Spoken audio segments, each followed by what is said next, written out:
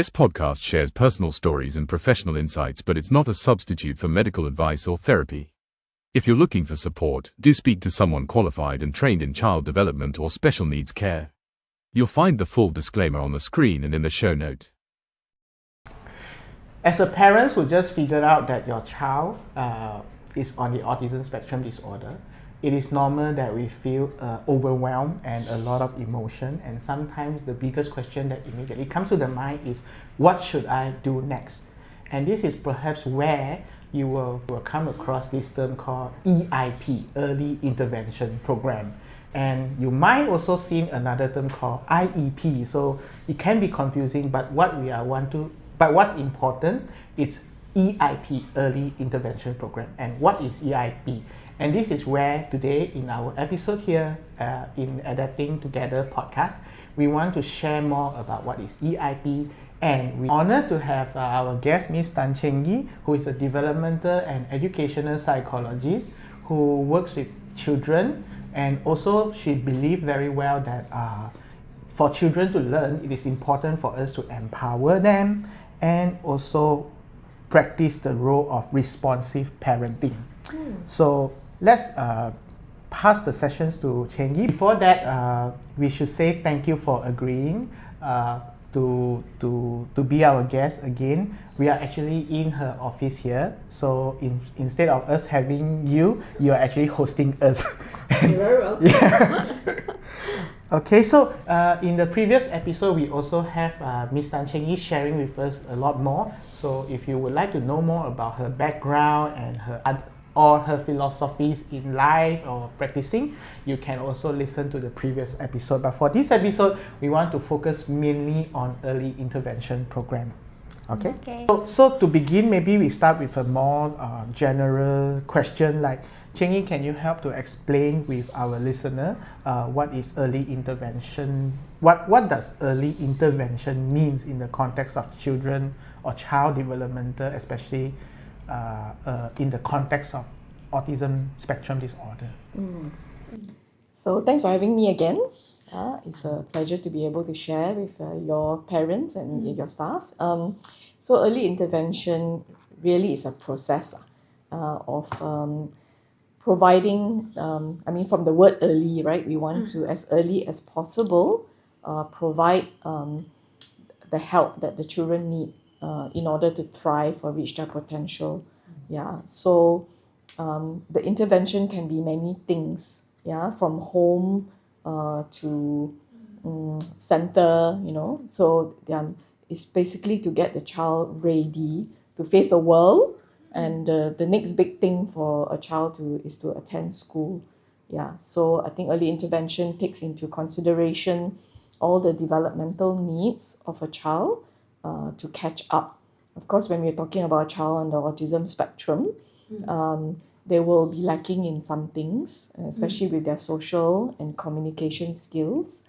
And they may have some behaviors that hinder them from being able to function well in the environment or to adapt to the different things that school is going to throw at them. Yes. Yeah. So the key is also that I think there's two components here, right? The first one is early and the second one is intervention.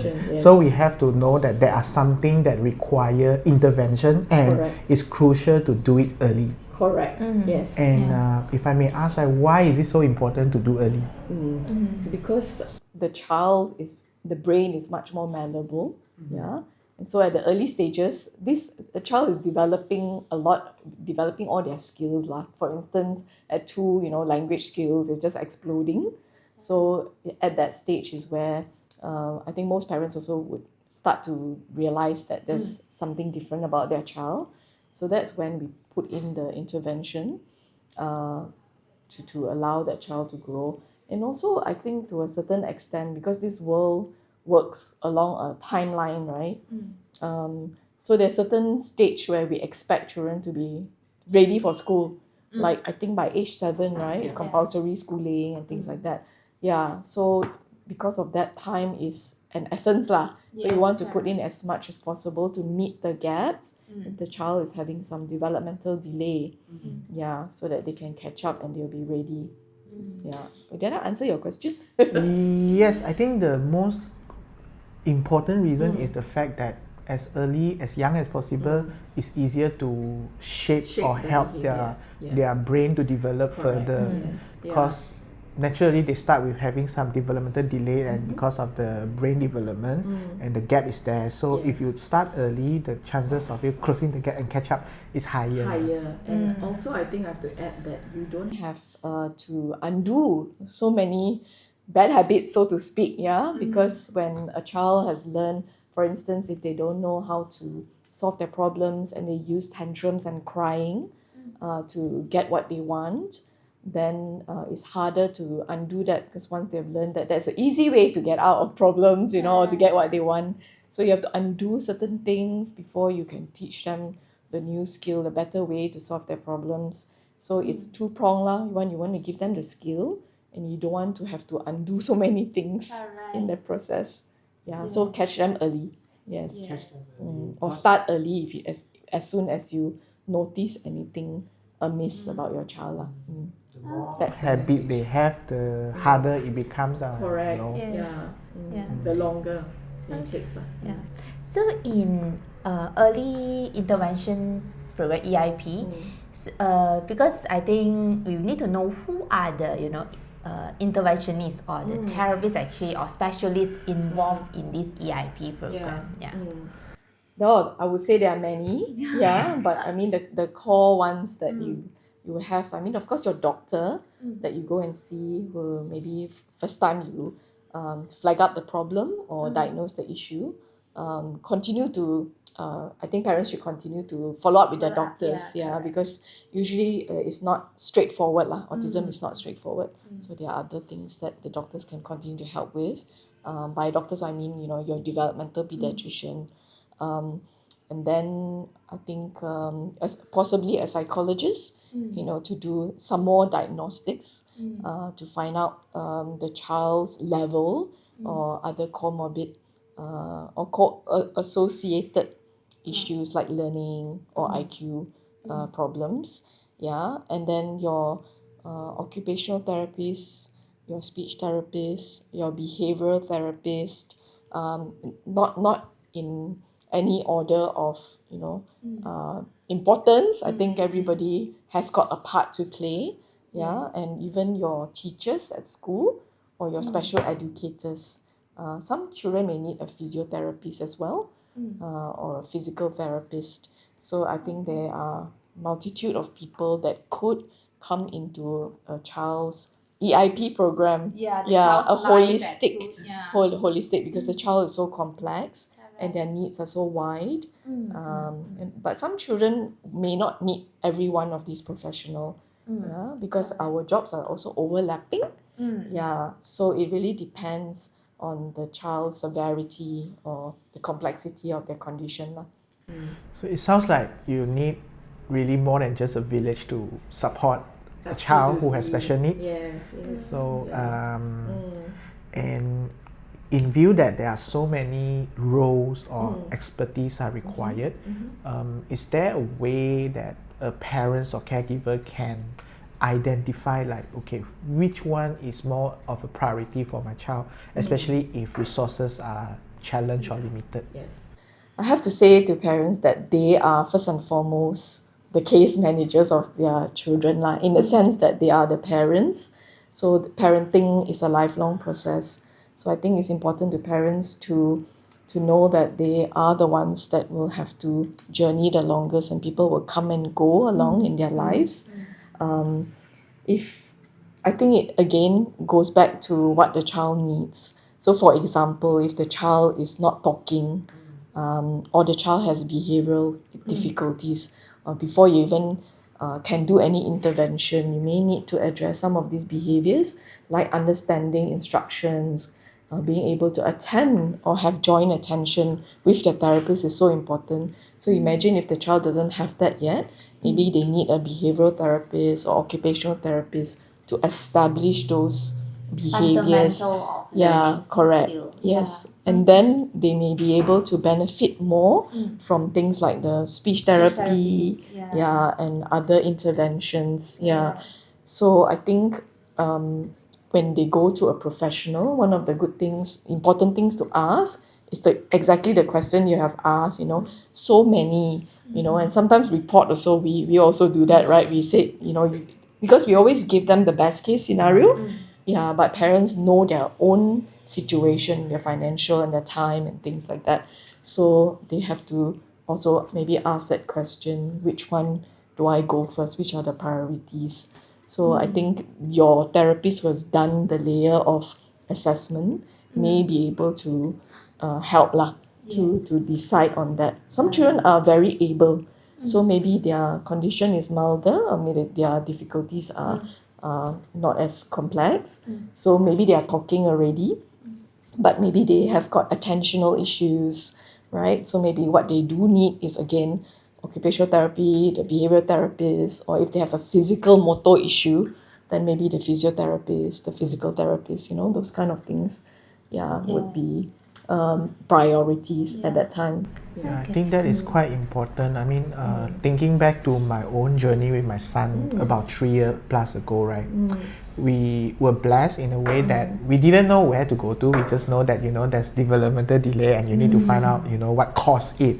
So we were advised to do hearing tests and also see a speech therapist. And it's during the first or two speech therapy sessions that the speech therapist suggests to us that it looks like your son has some difficulty in concentrating and giving joint attention.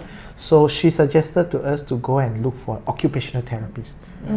And we went there because otherwise, if she had not made this additional effort to suggest, right, we would just, in our world, is speech therapy is already new to me. So we would just continue to go because sometimes parents may think that, we are doing something, and I've seen parents who do many different sessions for the child. So I think it would be very unfortunate if we are busy doing something, but later we find out that maybe this is not, perhaps we should have been doing a little different, because in this case really time is essence. So it's very helpful to know, and it's important to find out. So I think Carmen, later when I met her, she also suggested maybe OT is more important than ST, at least for my son's case. So we know that, if we want to allocate time, 2 hours, 3 hours a week, we want to make sure we focus on the things that's really going to make the biggest difference. Especially if you're able to make that kind of distinction. Sometimes you just have to make a choice because the child needs so many things. Right? And you can always, Malay say patah balik, you can always add on at a time. I think definitely a lot of time parents will ask, with this limited financial, can they get help from government, and all these things. Maybe from your experience, and maybe you can share a little bit, in Malaysia context about this. I think parents, the worst thing they can do is not do anything. So when I said earlier, early intervention involves the home as well. Because I think even when you go to therapists, it is X number of hours a week. And the bulk of the time you'll be spending with your child. So there are many things, not only for you to follow up with the therapy that has been provided, the homework, but also to try and do things with your child at home. So I think simple things parents can do is spend time, with the child, even if it is 5 minutes a day, giving attention, talking. Then they will be able to see what kind of things the child needs and what kind of things the child is lacking. Independence is very important. We tend to shelter our children when we feel that they have a special need. But I think to be able to give them the skill is important even from small. Just go to their level and do what they can do, right? Simple things, doesn't have to be anything complicated. And I think whatever you can get from, like, let's say the government, I think even if it's many months in a waiting, and maybe once in 2 months the therapy sessions is better than nothing. Yeah, and each time, don't miss your appointment because it'll be a long time before the next one. And if you have the ability, you can add on, on your own. Of course, there are some non-profit organization, centers like NASOM and other places. Can't think at the top of my mind now. But there are that maybe provide at a more reasonable Sao Yeah. So I think trying to get as much help from different places that you can get, just do what you can and then learn from other parents. Yeah. So I do see that there are parent support groups as well. And some parents, they learn from the other parents who have gone for therapy or who have raised their children, right? So going for these parent support or just chit-chatting, having dialogues, being open to listening to other parents' experience and drawing gold nuggets from them and applying to, your child. Yeah, so I think that the parents, in a way, has to be the initiator lah. Cannot depend so much on external resources all the time. In this case, the self-efficacy of the parents is also very important. And sometimes we are dealing with this for the first time, and it's totally new, and it can very easy for some parents to feel very demotivated and they don't see how they can actually make a difference. But just like you rightly pointed out, even just 5 minutes of attention to the child at home, it's going to create wonders later because you accumulate. Yes. You're banking in. Okay, so coming back to before the child joined EIP, I also heard that some of the doctors or some of the psychologists might advise join EIP group setting or one-to-one setting. Maybe you can share a little bit about because EIP is supposed to be any intervention that is provided in the early age of the kids. So I think it's good that there's option of one-to-one or group. I think both serve a different purpose. Yeah, some children may need to start off in a one-to-one, so it doesn't shock the system, right? If they are not so adept to being in a social setting and they're still developing their own social skills and so I think they may want to start off one-to-one. And then when I think the therapist, a well-trained therapist will know when it's time to move the child on, right? When they have reached their goals. I understand that most therapists would start off with setting goals. So when they reach their goals, maybe the next goal may be a social one or one that is simulating the environment like a school. So then that is when a child may be more ready to enter with the group setting. And that will provide all sorts of opportunities for the child to be stimulated in a different way to develop new skills ready for a group environment. This is where my son is about to enter. Right. So he's at the transitional stage. We are looking for kindergarten for him now. Very nice. Does the parents need any need to send the child for any formal diagnosis before entering EIP? Is it? Okay, so I don't think there's a clear-cut answer to that. I think when you feel that it's just like us when we feel that something lacking or something wrong, we would seek help already, right? And sometimes we would just go straight to the intervention. And maybe the interventionist will say, we feel that a diagnosis may be more needed before this, So I don't think there's a right or wrong way. Sometimes when they come and see me for the consultation, I might say, let's not begin with a diagnosis because the child is young, it's not so clear-cut, or it's actually very clear-cut. So what you need is intervention, and you can spend your time and resources actually doing that rather than coming back for many sessions of diagnosis lah. So it really depends on the needs of the family lah. Okay. What should the parents look for when choosing a good EIP center? Sorry. EIP center. Yeah, this is something that I've always have to explain to parents. Yeah, there are many factors. Okay, one, the affordability lah. I mean, in not any particular order of importance, I think, but they are all matters. I think, like affordability of the child. Of course, that's not the most important thing lah. I think the credibility and people there who actually know what they're doing, so well qualified and trained staff that know their stuff.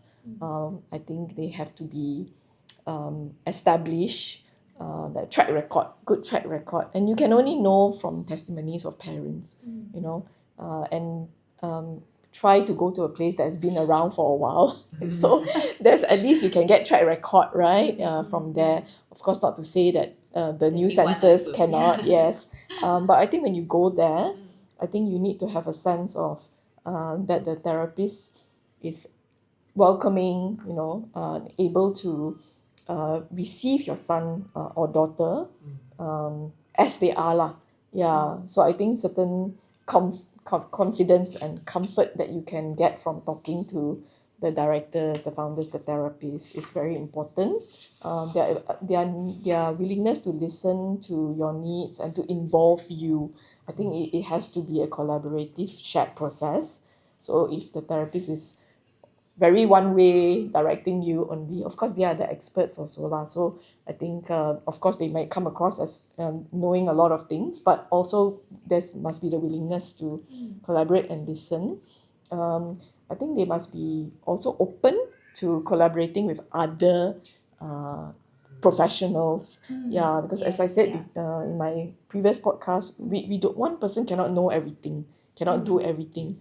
Yeah, so for our special children, we really need to collaborate with all the different skill set in order to fulfill or meet the needs, the many needs of the child. Meaning this EIP setting also can actually maybe have a go through reports that provide by doctors, meet the OT or knowing what the speech is doing, so open to dialogues with others, right? And also sharing reports with other people.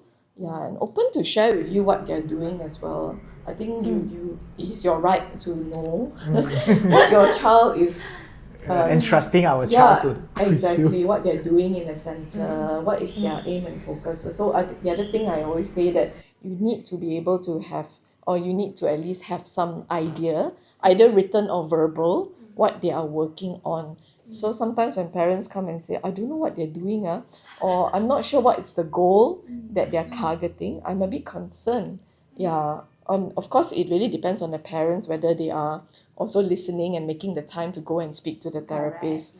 But you need to at least have knowledge because it's so important for you to follow up. Yeah, as the so-called long-term case manager of your own child. You need to do at home, so you cannot not aware what's going on, right? Yeah. But can I just add, location is important because I think you have to be practical. Parents are busy people. They have more than one child. So if they are forcing themselves to travel 1 hour, to send only one kid and that kind of thing, long term cannot work. It's not sustainable. It's not sustainable. We very easily get burned out, and you have other priorities. It's a long journey, so they have to pace themselves. Yeah. I think I also would like to add on one, right? If they say the therapist or the person in these centers that you are researching, if they are willing to call you back even they were on leave and send you things at night, like Carmen sent to me. She was on leave when the first time I contacted her. So I think it shows a lot of willingness and commitment and passion in doing what they do. Yeah, but that's a tall order, Carmen. Because I think therapists also must have cut off time, right, for themselves to preserve themselves long term. I was curious. I told my wife. She's a super therapist. I told my wife, she's on leave, but why she want to answer? Call me back. Now, for me, I always have this inner voice that's telling me, the parents that call you at the first time, they really need help. I see. Yeah. So I will try my very best. Unless I really need to tell myself like I'm reaching the burnout and I really need that need that rest. You know, if not, I will still try to at least just give them a call and say that hey, I'm on leave. You know, or I can call you back just to tell them that hey, you're panic, you're anxious at that moment. Someone is there to hear you. I think we can't expect from every therapist. Yes, definitely, definitely those who do it's that, a sign we really of commitment is very appreciate them. important. We appreciate them for Yes, correct. Yeah. Well done. Thank you. Yeah. So you found yourself a very good EIP that meet your needs. That's Of course, we important. also went there and then she checked off everything you said. And it's important, you see.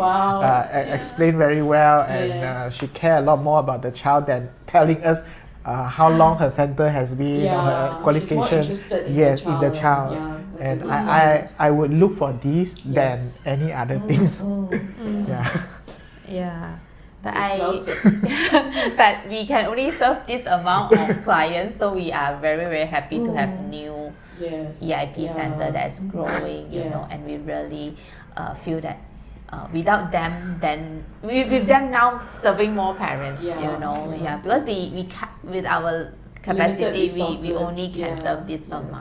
And the number of children who needs help is always going to be more. Correct. Population is growing. I also see that there is this point that you mentioned just now, parents training, like empowering parents is so important. So I believe a good EIP also is a center that they can provide empowering the parents, provide parents training or maybe you would like to share anything about this? I agree. I think a good center will be the one that journeys with the parents, you know, and help them through by signposting also, teaching them from their own therapists what they do with their child, but also signposting to different things, and maybe having Parents' Day where, you know, you bring other parents together so that they learn from you as well as from other parents. I think the center's role can be quite wide, right? In supporting parents. I think going to school may be a stage that is very anxiety provoking for the family, the transition time, so holding their hands, and I think maybe the center may have knowledge of other children going, so leaning on their experience and sharing with the parents to help them to know that they are not alone, or that this is not unusual. There are other people who are going through the same, have gone through the same paths, and it's doable and things like that. And I believe that parents would come back to you, right? Even after they leave, you will see them later on because needs change, and then maybe they'll still come back to you for other things that they first different come for. transition from a school to maybe vocational, that's right. different thing. I think they also need you to be like the advocacy for their child, the advocate, like to talk to the schools, because if you have spent a lot of time with the child, you know so much about them. Correct. And the receiving school will be, you know, new and unfamiliar. So they can lean on your previous knowledge also. So being that that voice for the child. Very important. Cannot burn out. You also cannot burn out. You are more important than me, okay? I support one son only. You support many families. Families. But I think what Cheng Yi said just now is very crucial. Is the community is very important because obviously not everyone have experience dealing or supporting children with special needs, especially on the autism spectrum. And parents who have gone through it, they know how to do, like, you know, if your house is not big enough, how you can still find some space to do practice or table tasks. So these are all the very precious I would say knowledge, but it's actually more on experience that made another parents feel, oh, actually doable. And that's where the confidence level can slowly build up, and then you try. And because you try, then if it works, then you will be more ambitious and you have more creativity. So your own confidence increases. So one kind gesture can have ripple effect. great. Yeah. Yeah. Which is, if you are listening, one kind gesture, just share this podcast, can have ripple effect also. That's how you can play a strong role without you even know it. Yeah. Well said. Yeah, and of course, people like Cheng Yi, you are busy, but you still devote your time to share all these things with us. So, do you still have any other question? I don't have. Yeah. I have one. Yeah. Can you share more with us, like at your free time, what would you like to do? Oh, this is more a personal question. Make you more human. Oh, yeah. Thank you.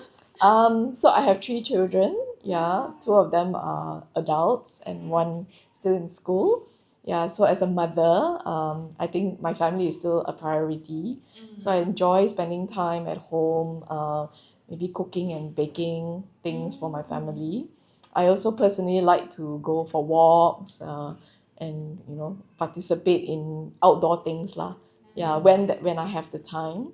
Yeah, I like to read if I have the time, but that's be too busy to do that. But yeah, socializing with my friends and keeping in touch with them. So it seems like you have a lot of things you like to do, but you are telling yourself that if I have the time. If I have the time, yeah, but also So in how a to way make time. allocate the time. Yeah. I think the exercise one, and going out is something that I've prioritized over the last 2 years. That's Yeah, nice. for health benefits. You have a good Yeah. leg there behind. Yeah, that's right. Yeah. Yeah. That's good. Maybe we can hear from Cheng Yi final advice and advice for our audience, that I think most of our audience are the one that they just got the news, maybe, the child is on the spectrum. So, yeah. I personally like to see children at a young age. So I enjoy having them at 2 years old. So actually my toys in the cupboard are quite a lot of baby toys. Because I feel they're very hopeful when they can come early. And although I don't need to do any assessment, it's just maybe advice and things like that. Yeah, it's giving hope to parents. Yeah, I've been a psychologist for 20 over years. So some of the earlier clients are like adults now. I've seen them transforming and changing, like yourself, right? I'm sure. Correct. Yeah, so I can see that with your input, with the intervention, it makes a lot of difference. Yeah, the outcomes are much more positive and better. Yeah, so but I have many parents who come later also. Yeah, sometimes teenagers and adults. Yeah, and I also tell them actually it's never too late. Yeah, because we are always changing, we're always adapting. Our brains are still, we're able to, when we put in the right intervention with the right consistency and the right help, there can be results too. Yeah, so I think this is what I like parents to know. Yeah. And I'm sure it's a very timely message for people who need to hear it.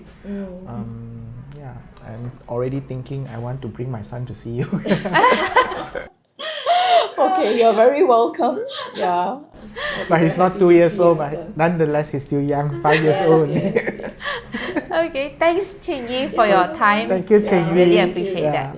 Yeah. So with that, right, we hope you guys who are listening, you gain more understanding about what's early intervention program, and share this episode or this whole podcast show with people who you know or people who may, ask about more information because they are worried about their children or because they just get a diagnosis and they are thinking about what is the next step. You never know that you share this and it's so helpful, it could transform or change the life of not just a child but the whole family.